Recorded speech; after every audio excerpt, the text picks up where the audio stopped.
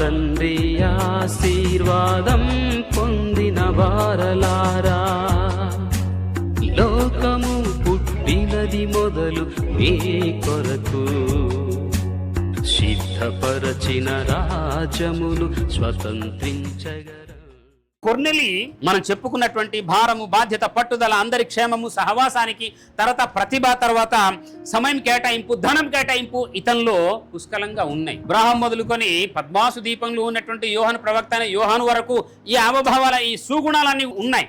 పరిచర్య ధర్మము జరగడానికి ఈ యొక్క గుణగణాలన్నీ ఉన్నాయి. కానీ ఈయనలో స్పెసిఫిక్ గా ప్రత్యేక రీతిలో మనము జ్ఞాపకం చేసుకుంటాం. ఇంకొక మాట కనుక మీరు ఇంటికి వెళ్ళిన తర్వాత చదవండి.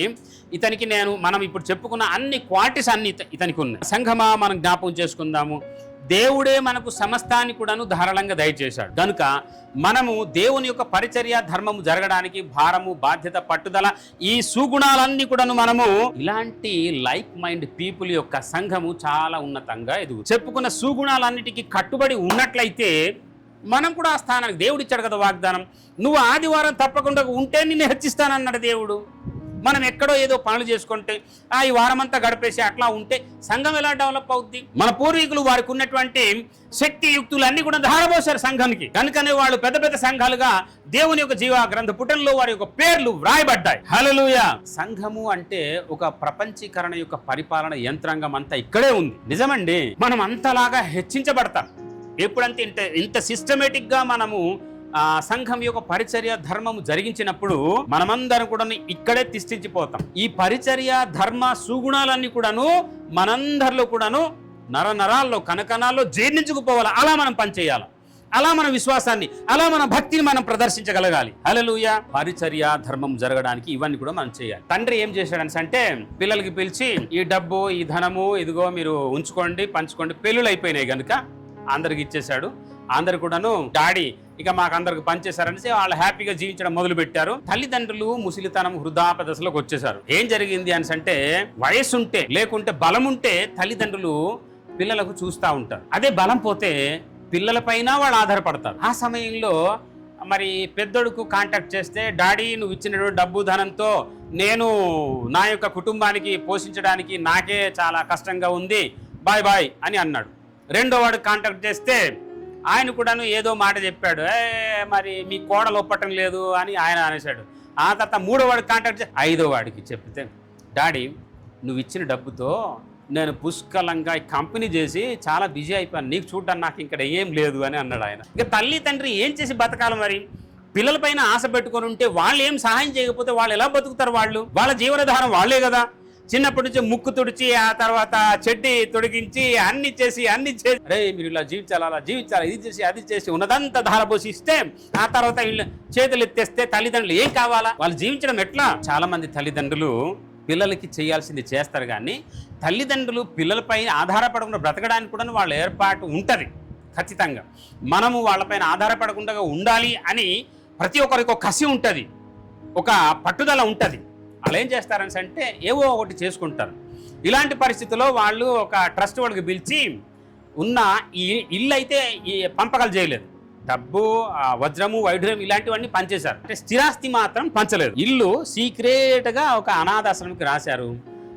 ఆ ఇంట్లో అంటే మాకు ఎవరైతే చివరి వరకు చూస్తారో వాళ్ళకే ఆ యొక్క ఖజానా చెందాలి అని ఇంట్లో వాళ్ళు కొంత డబ్బు ధనము దాచుకున్నట్టు ప్రత్యేకించి దాచుకున్నటువంటి ఖజానా గురి వివరాలన్నీ కూడాను ఆ వీలునామాలో రాసిపెట్టారు. అది తీసుకెళ్లి ఏదైతే అనాథాశ్రమంలో వాళ్ళు ఉన్నారో అదే ఆశ్రమంకి వాళ్ళు ఇచ్చేశారు. అమ్మా నాన్న అదే ఇంట్లో వీళ్ళందరూ కూడా ఉన్నారు. పెద్ద బంగ్లా కాబట్టి అందరూ ఉమ్మడి కుటుంబము ఆ దినాల్లో ఉండేవి అలా ఉన్నారు. ట్రస్ట్ వాళ్ళు వచ్చారు, బాబు మరి ఈ ఇల్లు ఖాళీ చేయాలి అని అన్నారు. ఎందుకు నాయన? ఇదిగో మీ అమ్మ నాన్నలు మాకు ఇచ్చేసారు, ఎందుకంటే మీరు ఎవరు చూడలేదు కనుక వాళ్ళు మా దగ్గర ఉంటుంది అని చెప్పడం జరిగింది. తర్వాత వాళ్ళు భరోమని మాకు ఇల్లు లేకపోతే మేమెట్లా అంటే సరే అని వాళ్ళు ఆశ్రమం వాళ్ళు మీరే ఇల్లు ఉంచుకోండి అని అన్నారు. సంతోషం అయిపోయినారు. కానీ అక్కడ వాళ్ళకి వాళ్ళ తల్లిదండ్రులు పంచినటువంటి నిధుల కంటే ఎక్కువ డబ్బు ధనం ఉంది అక్కడ దాచి ఉంచారు కదా. ఆ ధనం యొక్క వివరాలంతా అందులో వీలునామా రాసి పెట్టారు. వాళ్ళందరి సమీక్షంలో అది తీసి హ్యాపీగా వాళ్ళు వెళ్ళిపోయినారు. తర్వాత వీళ్ళు చెంపలు కొట్టుకున్నారు. దేవుణ్ణి ఆరాధన చేయడానికి నువ్వు 6 దినాలు నీ యొక్క కష్టార్జితము ఎక్కువ చేసుకోవడానికి పనిచేయి, ఏడో దినాన మాత్రం నువ్వు దేవుని దగ్గరికి రా అని దేవుడు అన్నాడు. నా నీతి రాజ్యాన్ని నువ్వు కలిగి ఉండు అని దేవుడు అన్నాడు. ఇవన్నీ చేస్తూ ప్రభు సన్నిధి మనం కలిగి ఉన్నట్లయితే దేవుని యొక్క సన్నిధానంలో నీకు ఆ తల్లిదండ్రులు దాచిన డబ్బు ధనము కంటే నీకు ఎక్కువ ఆస్తిపాస్తి దొరుకుతుంది. హల్లెలూయా. వాళ్ళు చాలా బాధపడ్డారు, అయినా నేను నా తల్లిదండ్రులుగా నేను చూడలేకపోయినా మనసు.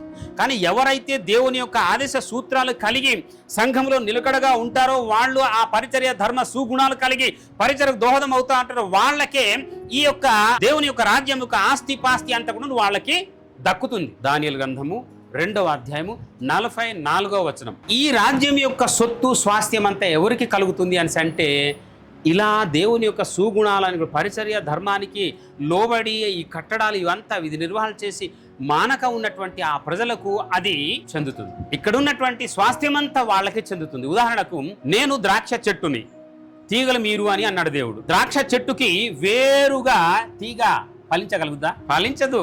కనుక అట్లాగే దేవుని యొక్క రాజ్యంలో మనమందరూ అంత అంటుకట్టబడి దేవుని యొక్క పరిచర్య ధర్మానికి లోబడి ఉన్నట్లయితే అమాంతంగా ఉన్నత స్థానానికి దేవుడు, ఆ తల్లిదండ్రులు ఎలాగైతే ట్రస్ట్కి నిధి ఇచ్చారో అలా దేవుడు మనకు నిధులు ఇస్తాడు. ఆయన తన యొక్క సన్నిధానం యొక్క ఆశీర్వాదాలు, తన స్వాస్థ్య ఆశీర్వాదాలు మనకు చెందనిస్తాడు. హల్లెలూయా. కనుక నేను ఏం జ్ఞాపం చేస్తానంటే, ఒక రోజు యేసు ప్రభు వారు మత్తయి సువార్త 25వ అధ్యాయంలో ఉన్నటువంటి మాటలు. 1 తలాంతు తీసుకున్నవాడు వెళ్ళి పాతేశాడు, 3-5 తీసుకున్న వాళ్ళు అందుకు 2 తలాంతులు చేసి చూపించారు దేవునికి.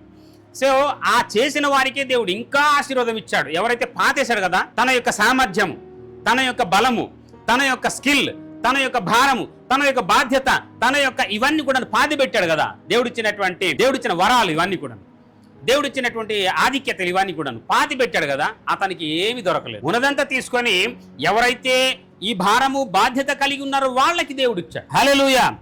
తర్వాత ఎవరైతే పట్టించుకోరో వాళ్ళకి దేవుడు కూడా పట్టించు. ఒక రోజు ఏం జరిగిందంటే, ప్రభువా నేను పరిపూర్ణుడు అవ్వాలంటే, పరలోక రాజ్యాన్ని కావాలంటే నేనేం చేయాలి అని ఒక యవ్వనస్తుడు వచ్చి ప్రభువుకి అడిగితే, మత్తయి సువార్త 19వ అధ్యాయం 19 నుంచి 21 వచనంలో ఉన్నాడు భాగం ఇది. అయ్యా నీకున్నదంతా కూడా బీదలకు ఇచ్చేసి నువ్వు నాకు వచ్చి వెంబడించు అన్నాడు. అప్పుడు నువ్వు పరిపూర్ణుడు అవుతావు అని డైరెక్ట్గా చెప్పి, బాగా ధనవంతుడు ఆయన, ఆ ధనమంతా నేను పనిచేయాలా? అవసరం లేదని వ్యసనపడి వెళ్ళిపోయాడు.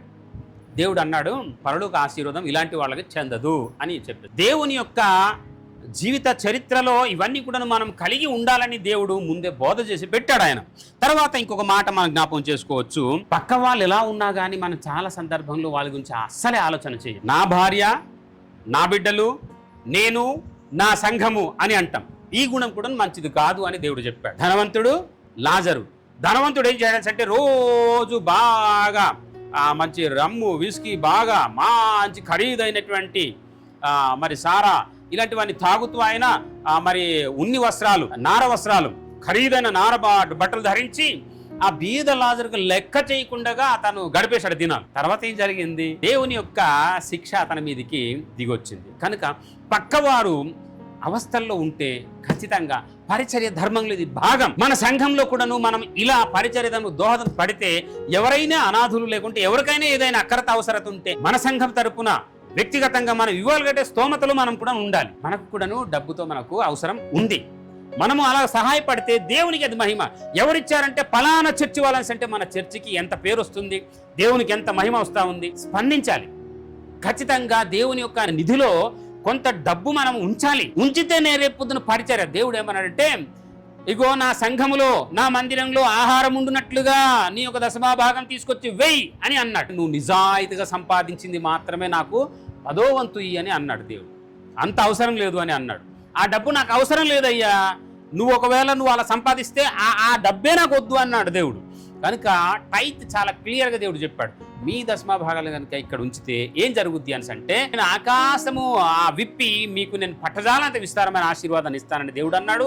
తర్వాత ఇక్కడ 2 రకాలైన ఆహారం పంచడానికి దోహదం అవుద్ది అని. ఈరోజు తెల్లారి ప్రార్థన చేస్తాం. మనం ఇంకా ఎన్నెన్నో ఆ పరిచయం చేయటానికి, ప్రభువా నీ సేవకుని హృదయంలో ఏమైతే తలంపులు నింపావో అవంతా చేయటానికి ఇంకా మాకు దీవించు అని ప్రార్థన చేస్తూ ఉంటుంది. ఎస్, అవును, మనం ప్రార్థన చేయాలి. ఇలాగే ఈ సుగుణాలను పరిచర్య ధర్మం జరిగించడానికి మనం చేయాల్సిన అవసరత ఎంతైనా ఉంది. పరిచర్య ధర్మము జరగడానికి మనము మారు మనసు పొందినటువంటి విధానంలో దేవుని యొక్క చెంతకు, మనం దేవుని యొక్క సహవాసంలో మనం ఉండాలి. తప్పిపోయిన కుమారుడు తిరిగి అతను పరిచర్య ధర్మంలోకి కొనసాగబట్టడానికి, ఆ స్వాస్థ్యాన్ని తిరిగి పొందుకోవటానికి ఆయన లోకాన్ని విడిచిపెట్టి దేవుని దగ్గరికే వచ్చాడు. మనం కూడా అలాగే ఉండాలి.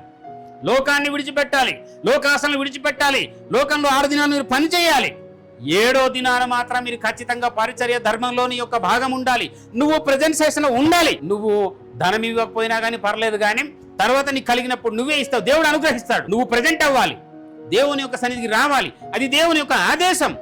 నువ్వు అలా వస్తే దేవుడు నిన్ను దీవిస్తానని అన్నాడు కదా. ఎక్కడెక్కడో తిరిగినటువంటి వ్యక్తి తర్వాత దినాల్లో ఆయన ప్రభు దగ్గరకు వచ్చాడు. ఆయన దేవుని యొక్క స్వాస్థ్య ఆశీర్వాదాలు పొందుకున్నాడు. పరిచర్య ధర్మం జరగడానికి బయటంతా కూడా మనం పక్కన పెట్టి పశ్చాత్తాపంతో, మారు మనసుతో, క్షమణ హృదయంతో మనం దైవ సన్నిధానంలో ఉండాలి అని దేవుడు జ్ఞాపకం చేశాడు. తర్వాత మత్తయి సువార్త 21వ అధ్యాయంలో ఈ భావన ఉంది. 28 నుండి. సంఘమా, ఈ మాట మనము చాలా డీప్ గా ఆలోచన చేయాలి. తండ్రి చెప్పాడు 2 కుమారులకి, బాబు నాయన నువ్వు ఇది పని చెయ్యి అంటే నేను చేయను అన్నాడు ఒకడు. ఇంకో అతనేమో చేస్తానని చేయలేదు, చెయ్యను అని అన్నాడు, చేశాడు. వీళ్ళిద్దరిలో ఎవరు శ్రేష్ఠులు అని అంటే చెయ్యను అని చెప్పాడు కదా, కానీ చేశాడు. అతని శ్రేష్ఠుడని దేవుడు పరిశీలకు చెప్పాడు.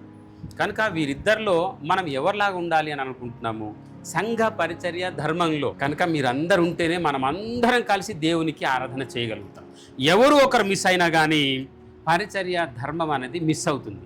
అది దేవునికి కొంత ధూపదీప నైవేద్యములలో ఏదో కొరత ఏర్పడుతుంది. ఎన్ని పనులున్నా ఎన్ని ఉన్నా కానీ 6 దినాలు మనం చూసుకోవాలి.